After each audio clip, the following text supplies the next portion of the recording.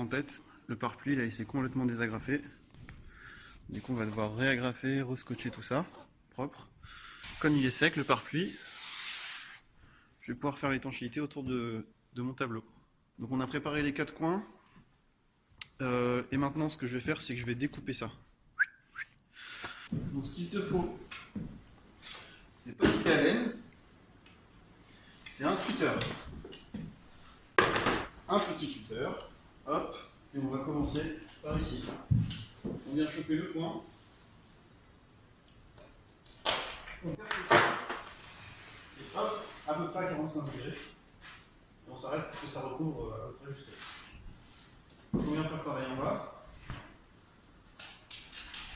Et on relie. Si tu as l'habitude, tu peux t'arrêter à peu près 45 degrés à l'œil et tu vas dans ce sens-là, ça marche.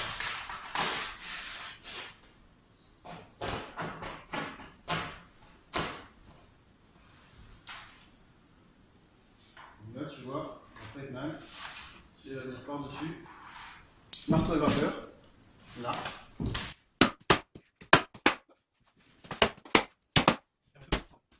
Jusque là, ça va. Tu vois, c'est pas compliqué. Le fait d'avoir préparé les points avant, ça va vraiment tout seul. Hop, ici la même.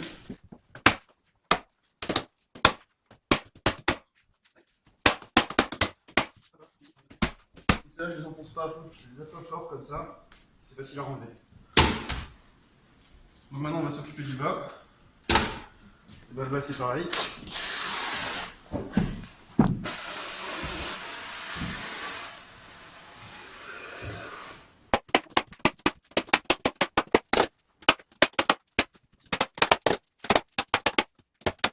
Tiens d'ailleurs, Edma, si vous regardez cette vidéo, ce serait bien de faire un arrache-agrafe sur l'arrière, là par exemple.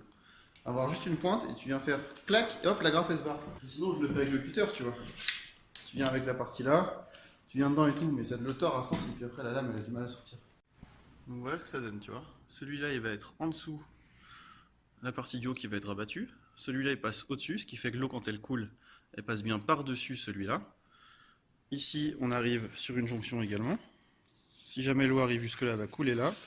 Hop, et là c'est pareil. Donc là, tu vois, on est bien. Hop, ici c'est la même chose. Donc il me reste à rabattre toute la partie qui est ici.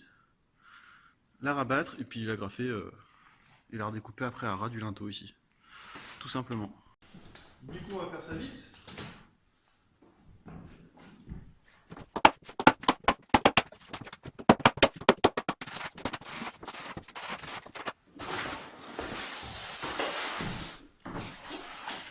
Hop, on range le cutter. On le roule, on le garde, il pourra servir à faire des points. Donc tu vois, on a déjà une belle fenêtre là, avec la mer au fond. Ici, on voit des vagues vaguement. Je sais pas si vous voyez de la mousse là. Parce que c'était la tempête pendant 2 jours, du coup il y a eu des gros creux. Alors globalement pour le scotch, on va exactement partir sur le même principe. On va partir du bas, on va faire notre scotch ici. Après on va mettre un scotch ici, hop, pour recouvrir l'angle. Ensuite on va faire l'angle ici. Et puis après si on a d'autres raccords, on part toujours du bas vers le haut. Ça permet d'avoir aussi une belle étanchéité, tout simplement. Donc du coup je prends mon scotch. Hop. C'est du scotch spécial pour le pare-pluie.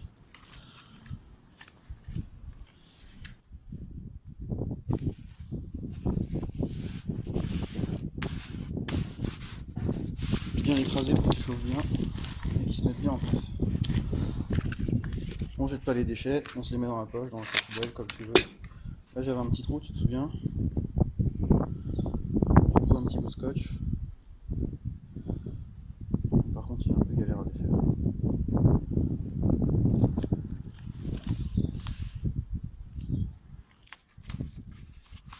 Hop, ici j'ai un raccord aussi.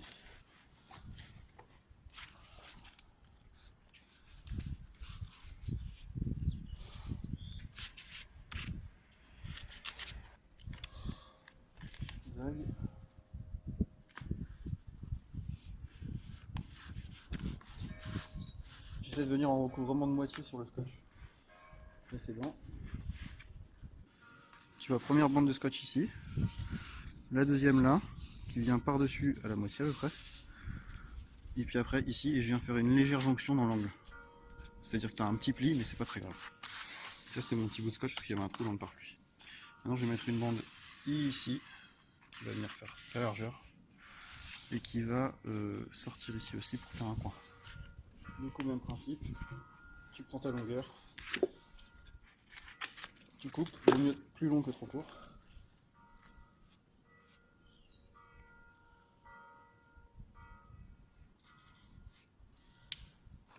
Hop.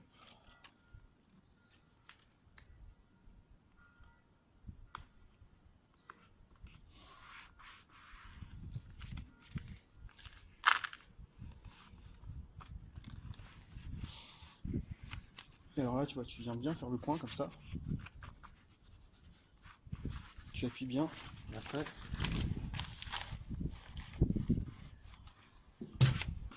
tu viens le tirer comme ça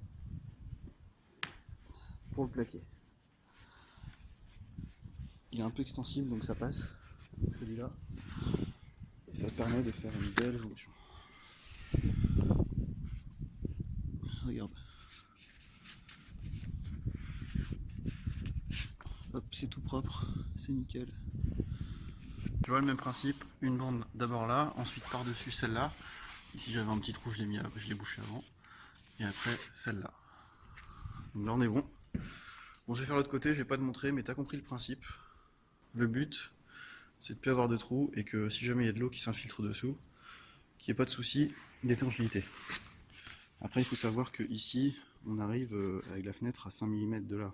Et qu'après, il y a une bavette aluminium qui passe par-dessus les 5000 là, les tasseaux en 28 et le bardage de 20 mm. Donc, tu vois, la bavette, elle fait 60, on laisse 5 mm entre le bord de la bavette et le bardage pour qu'il y ait un écoulement d'eau possible.